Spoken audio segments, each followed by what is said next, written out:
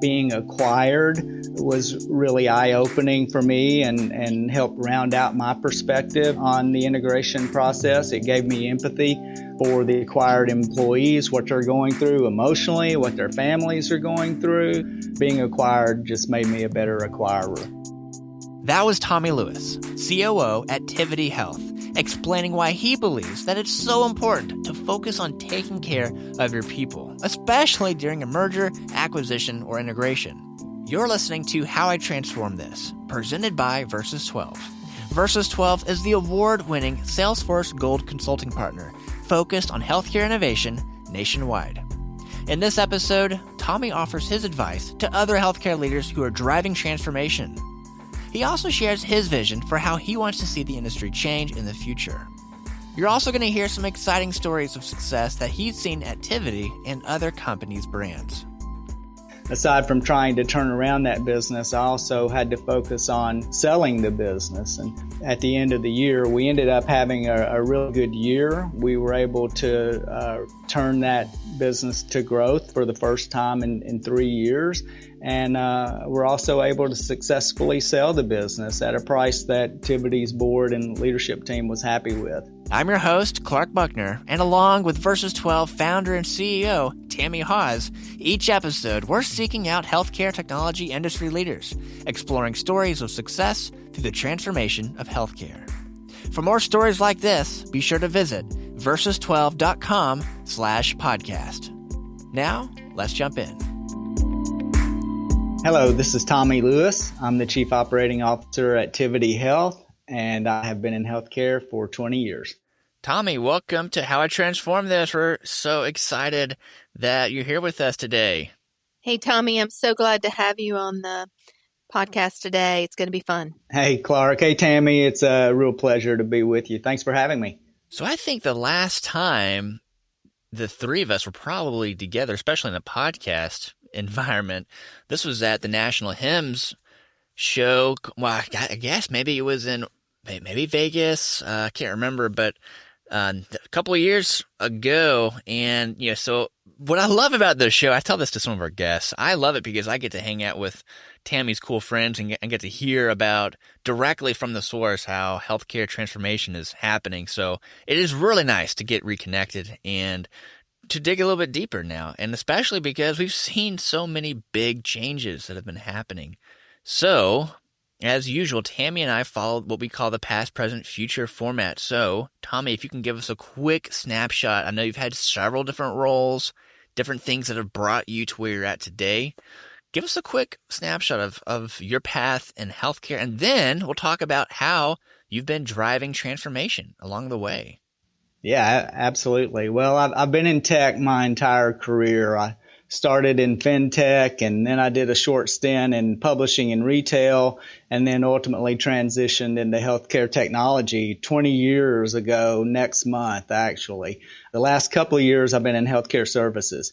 I've been around long enough to have been working when the internet was not ubiquitous like it is today in business. And I realized pretty quickly that publishing and retail were going to be disrupted and in some cases disintermediated. So I began looking for other promising industries. And as it turns out, right here in our backyard was this burgeoning healthcare industry really beginning to take shape 20 years ago. And I was fortunate enough to find a growth stage health tech company that was pioneering electronic insurance eligibility verification, which used to be a manual, very painful, drawn-out process. And that's where it all started. When I got into healthcare, I transitioned from leading a department of 50 people to being employee number 30 in a department of 1. Tommy, where was that? Medifax. Okay. Well, I have known you for quite a long time. One of the things I've been most impressed about is that you have played all these diverse roles in healthcare tech, and management leadership.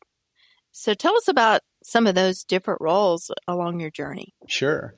I started as a programmer and was working my way through the normal IT progression, database administrator, systems analyst, project manager, and I'd studied accounting in school, and I really got an itch to utilize that part of my education. So I moved into a financial analyst role in operations for a couple of years, and then really by accident got into marketing, where I had a good run for some well-known brands for more than 15 years. And I was fortunate enough to work for a company that was involved in a lot of transactions, a lot of M&A, large and small, and I had the chance to be closely involved in those transactions. My marketing and communications background and my finance background really equipped me well to participate in those transactions. So there were a lot of tuck-in acquisitions, a couple of IPOs, two LBOs, some refinancing.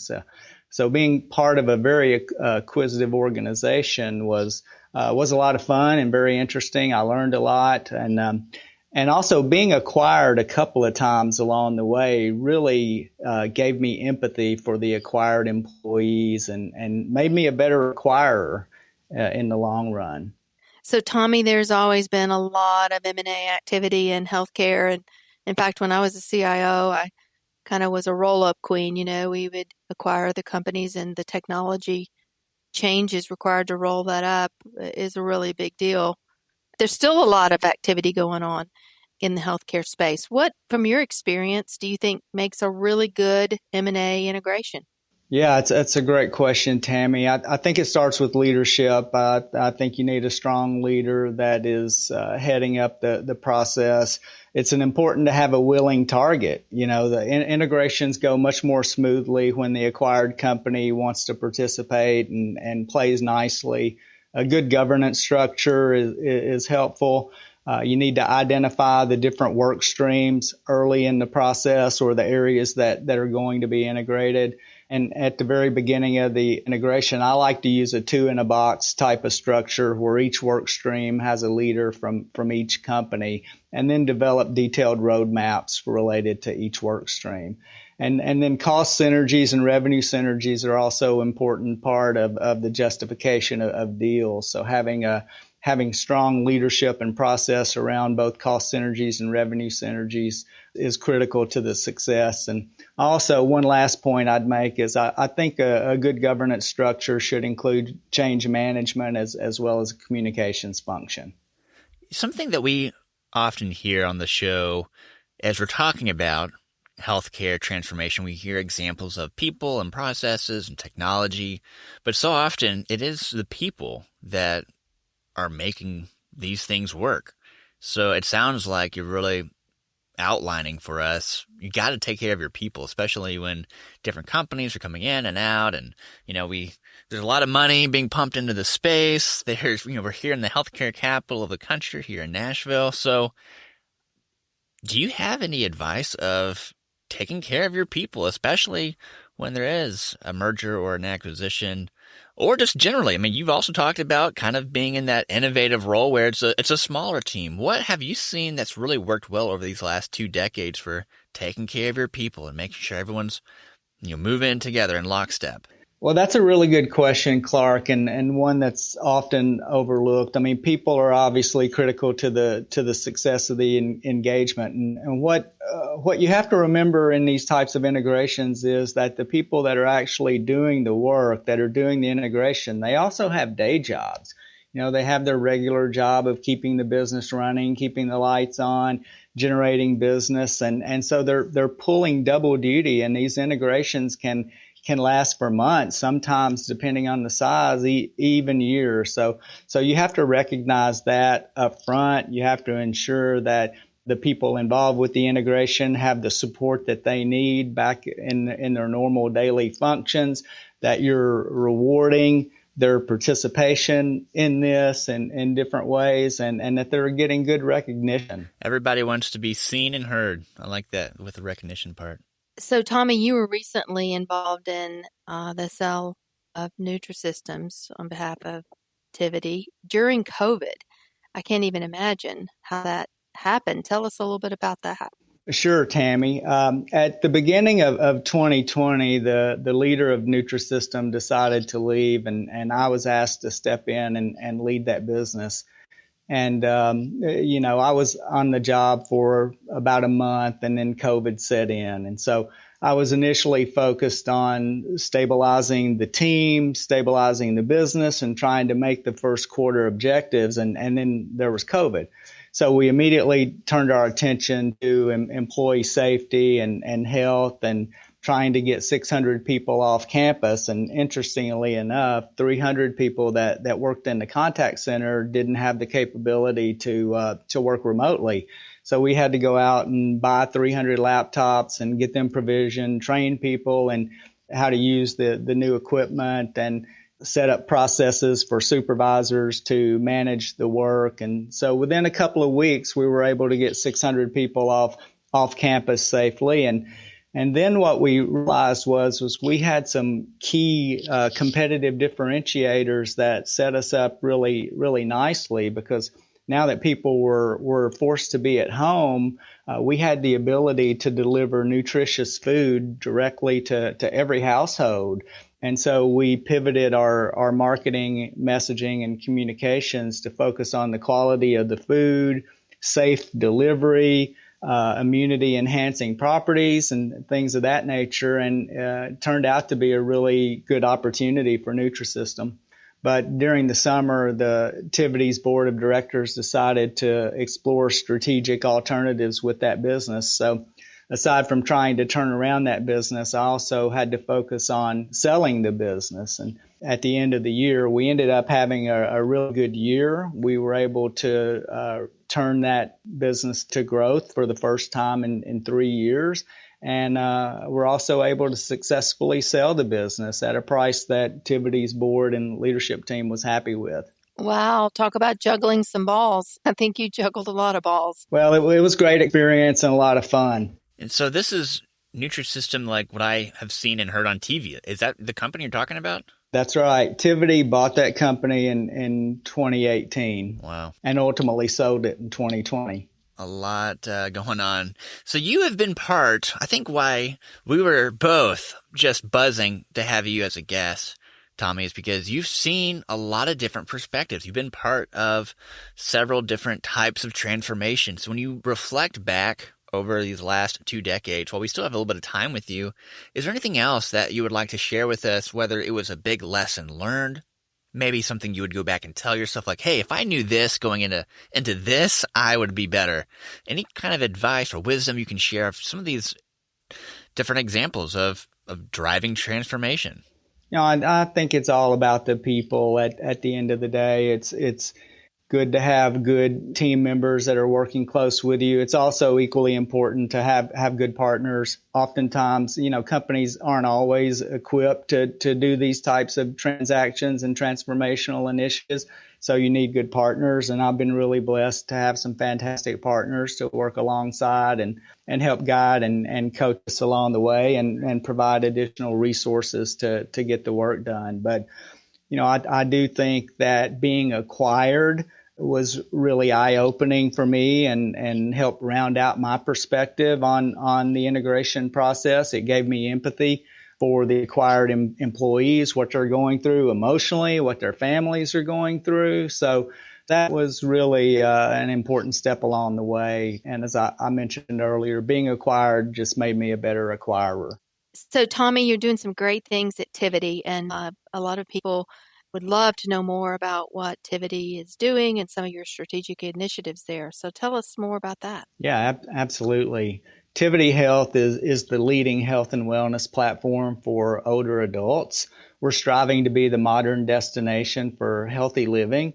Our flagship brand for Tivity is called Silver Sneakers. It's been the leading senior fitness program for nearly 30 years. Our clients are Medicare Advantage plans that provide the Silver Sneakers benefit to their members. There are roughly 18 million Medicare Advantage and MedSup members that have the Silver Sneakers benefit. And we have another line of business called Prime Fitness. That's a gym access business for working age adults offered through health plans and large self-insured employers. And then a very small business called Whole Health Living that's a complementary alternative medicine business. It's an alternative pain management solution that's offered through a number of health plans. So that's definitely where the future is going, you know, to be very proactive about our health. So it's good to know Tivity is one of those companies that's leading the way there. Tell us about some of the strategic initiatives you have going on this year. Yeah, absolutely. And under the leadership of our new CEO, Richard Ashworth, we spent the fall defining our go-forward strategy. We reorganized the company for growth. We've empowered our existing executives, hired a couple of new executives that we're really excited about to help lead us into the next chapter.